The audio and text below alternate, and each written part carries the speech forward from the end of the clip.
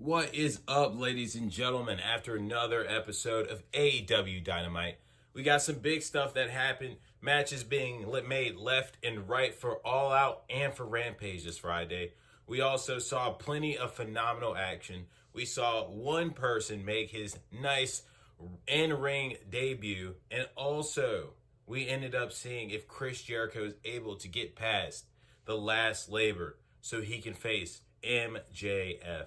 So without further ado, I am Kevin Jones, the Disciples of Wrestling, and let's hop into it. Now we start off the night with a nice trios tag match where we have the underdogs, the Seidel brothers and Dante Martin, versus the All-Stars, the Elite, Young Bucks, and also Kenny Omega.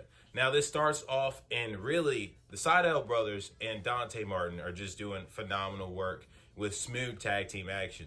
Now this ended up all changing when Mr. of course, Kenny Omega tries to get involved, gets a nice cheap shot in on Dante Martin, where Dante ends up getting launched from a springboard attempt by the Seidel brothers to take out everyone on the outside. And Dante comes in with a nice crossbody on Matt Jackson to keep the momentum going. But everything ends up changing once Kenny Omega gets in, and we end up seeing the Elite slow down the pace and do what they do best. And they work phenomenal as a trio together. And they end up zeroing out Mike Seidel all up until Matt Seidel is able to get in, and he ends up quickening the pace once again. And then we see Dante Martin get tagged in, and he runs wild.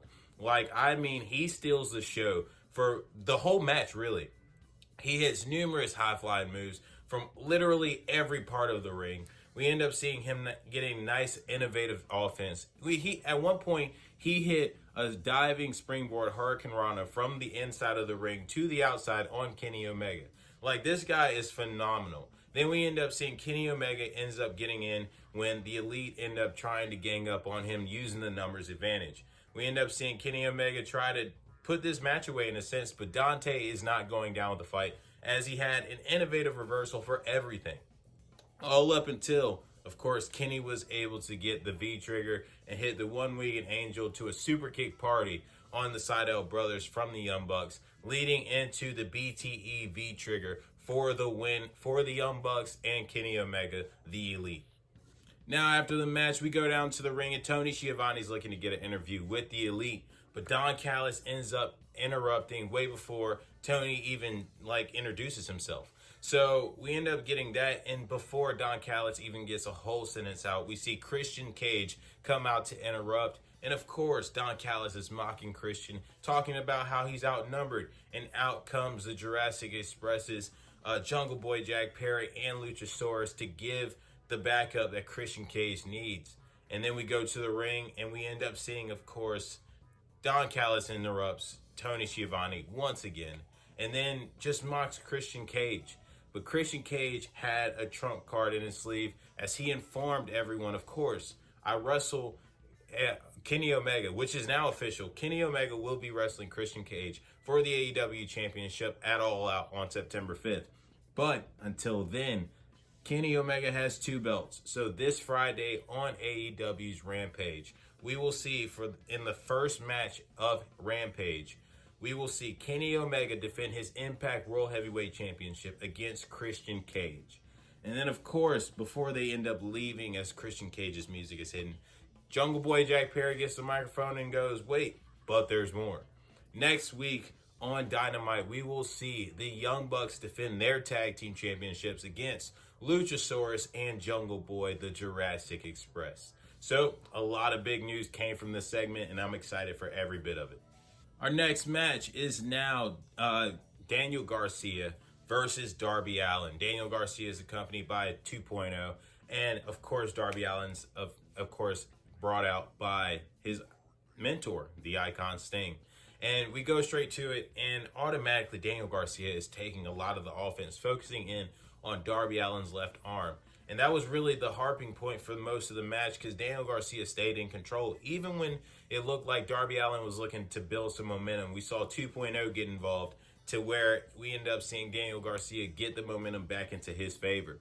And then we end up seeing later on Daniel Garcia looks to, of course, inflict more punishment and goes for a chop on the back of Darby Allin. But this only wakes up Darby as he gets in some knife offense and looks to go for a springboard coffin drop, but ends up getting catch in a beautiful counter for the sleeper hold. Now, of course, he ends up countering out of this to go for a pinfall attempt, which is also broken up. And then he tries to go for some offense. Of course, Daniel Garcia does. And then we end up seeing the reversal from Darby Allin to hit the stun gun millionaire and then to hit the coffin drop for the win. And then after the match, we end up seeing, of course, 2.0 wants to get involved. They want to break down and beat down Mr. Darby Allin. But, of course, Sting comes in for the aid, and both of them end up beating down 2.0, where we find out next week we will see ourselves a nice tornado tag team match, and it will be the Icon Sting and Darby Allin versus 2.0.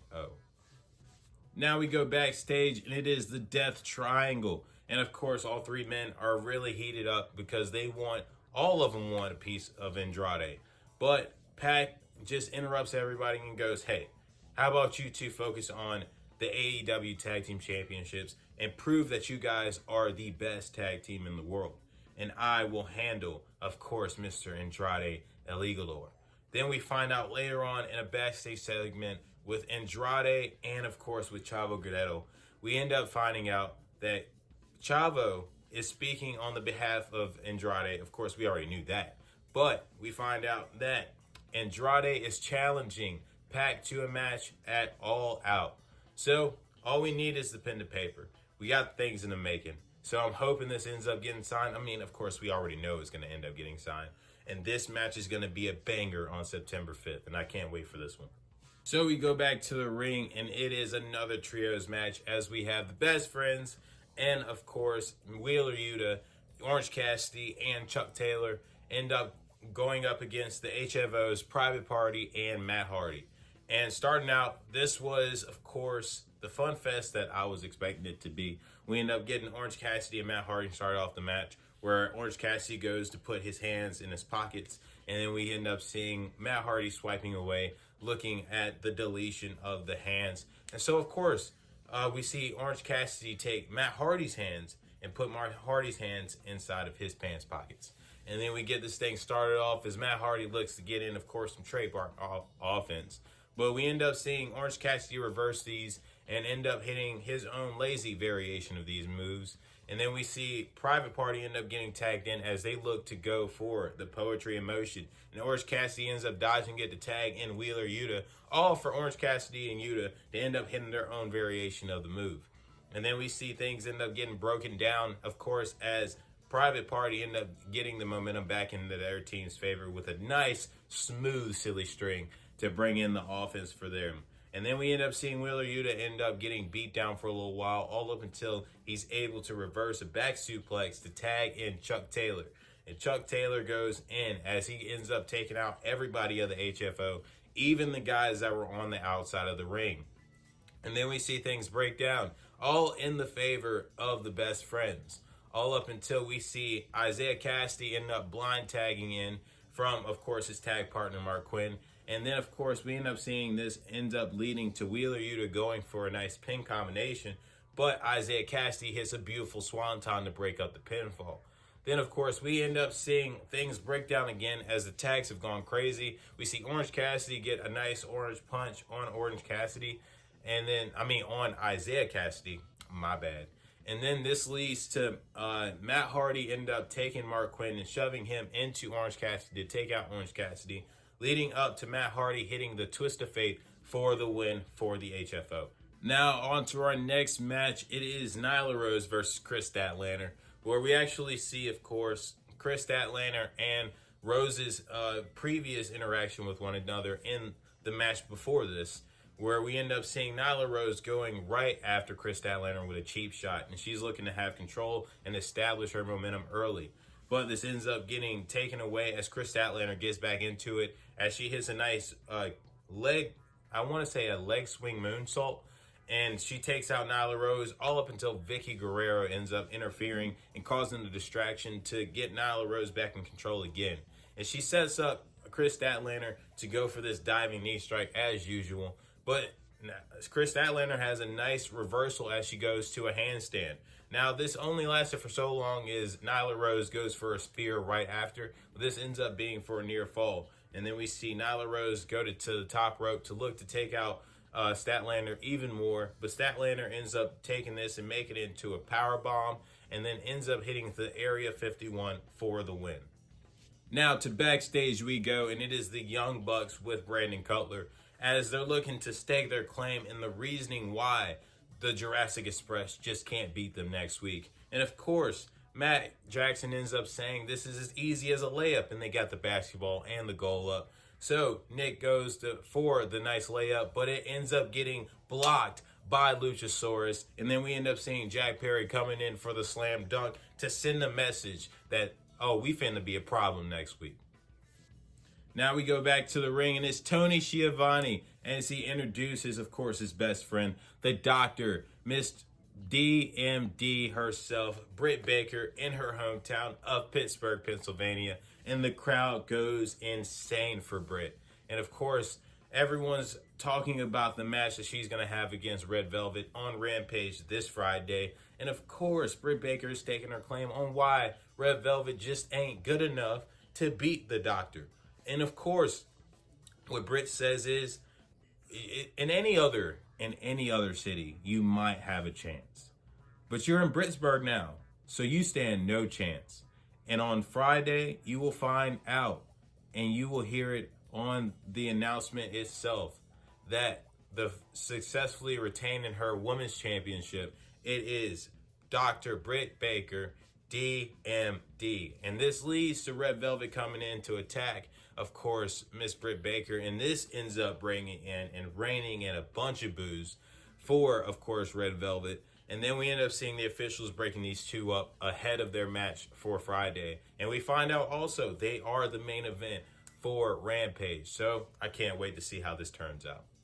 Now we get to the next match, and it is for the Impact Tag Team Championships as the Good Brothers look to defend against the Dark Order's Evil Uno and Stu Grayson. And this was very entertaining from the beginning, as of course, while the Good Brothers are looking to make their entrance, we see a Tope Con Hero as Stu Grayson takes out both members of the Good Brothers. And then we see him take out Doc Gallows on the outside and launch in Carl Anderson's on the inside. And we see these two go in quite very quickly, as Dark Order really looked good for a majority of this match. We end up seeing eventually, though, before the commercial break goes on, we see Doc Gallows end up taking out Stu Grayson and Evil Uno on the outside. But this ends up changing as the pace ends up quickening by a significant amount when we see Stu Grayson get the hot tag. And then we see phenomenal and beautiful high-impact tag team action from Uno and Grayson, even getting a near fall off of the Swanton Cannonball combination. Then we see these two go for the fatality on two separate occasions, where we see on the last time we see Doc Gallows throw in the Impact Tag Championship to lead in for the distraction to set up Carl Anderson to hit the gun stun. And then we end up seeing, of course, the Magic Killer getting placed on Stu Grayson for a successful title defense for the Good Brothers. Now next up, we end up seeing ourselves what was supposed to be the Factory apologizing to Mr. Tony Schiavone for what they did to him 2 weeks ago by pouring the protein shake all over his head on the backstage interview. But this, of course, turns to QT wanting an apology from Tony Schiavone, even grabbing Chris Schiavone from the outside ring area into the ring to even use that as leverage for Tony to end up apologizing. QT punches him right in the gut, of course, Tony's son, and then Tony ends up apologizing. But QT doesn't take the apology and hits the diamond cutter on Chris Schiavone. And then we see the entrance music of Paul White. And Paul White comes in, and of course, he has his eyes locked on QT Marshall. And QT throws Aaron Solo to Big Show. To Paul White. He used to be the Big Show. But we end up seeing him stare down QT Marshall as he hits the choke slam on Aaron Solo. So hopefully, I know what we're about to book to. Just announce it sometime soon. I love the storytelling. and I can't wait to see this thing into fruition. I'm glad to see Paul White is going to be making some in-ring action soon, and who knows? The AEW is booking so much better than WWE. So we'll see how this ends up transpiring as the weeks go on. But I can't wait, and hopefully to see Paul White versus QT Marshall at All Out. Fourth Labor, where it will be Mr. Wardlow versus Chris Jericho, where Wardlow is accompanied to the ring by MJF. And very quickly, we see that Chris Jericho is extremely fatigued from all of these labors in previous time. As the commentary we're talking about, even just the look in his eyes, you can tell that this is not 100% Chris Jericho. And he's going up against this monster being Wardlow. So Chris Jericho goes right into his offense as he's looking to, of course, take out Wardlow as quickly as possible, even hitting the code breaker super early. All for this to be kicked out at the count of 1. And that's what really set the pace for this match, was just the presence. We've seen the code breaker take out numerous legends before, but Wardlow kicked out at the count of 1. So we end up seeing Wardlow just dominate the rest of the match for the most part, where he just power bombs Chris Jericho left and right and center on this ring. And then we see him hit the high 10. And of course, usually that's how Wardlow ends the match. But of course, MJF just wants him to punish him as much as possible in case Jericho is able to pull off a miracle to just win the match. So we end up seeing the casualty of death attempt from, of course, Mr. Wardlow, as that is the final fatality for most of his matches, is that move. But we see Chris Jericho reverse it to lock in the walls of Jericho, to where we end up seeing MJF being able to interfere and rake the eyes of Chris Jericho. But MJF runs around the ring to end up trying to throw in the Dynamite Diamond Ring, but he's caught by Aubrey Edwards, and she throws MJF out. And as this is going on, MJF is being escorted out of the ringside area. Aubrey Edwards is looking at MJF, and so is Wardlow. And with that, we're able to see Chris Jericho sneak in Floyd. And we end up seeing Floyd being used to knock out Wardlow, and then the Judas effect puts the match away for Chris Jericho to successfully beat Wardlow to wrestle MJF. I'm sorry. That was, I confused it in my head. I knew how I wanted to say it. It just didn't come out that way. But after the match, we end up seeing Shawn Spears attack Chris Jericho, all up until Sammy Guevara ends up coming out, and then we see the numbers advantage of MJF, Shawn Spears, and Wardlow as they beat down Sammy Guevara and Chris Jericho. And then we see Jake Hager end up running out, and we see them scatter like roaches, honestly. And then we see MJF at the ramp area, and he says it. He says that since you were able to get past Wardlow, you do get the match with me. But this is my stipulation. No Judas effect. The way you've been winning all these matches, you cannot use that. Even no music next week of Judas. So no one can even sing to your music. You're coming out in dead silence next week. So I can't wait to see the crowd just sing Judas as Chris Jericho makes his way down to the ring with no music. And I can't wait for this to finally, have some closure. Well, ladies and gentlemen, that was everything. It was a whole lot, honestly. There was a lot of storylines being in development as we go on and have a full steam ahead for All Out, as that's a little under a month away. So this was a phenomenal episode. Things to look forward to for Rampage, things to look forward to for next week, and also things to look forward to for All Out. But until next time, I'm Kevin Jones, the Disciples of Wrestling, and that was wrestling.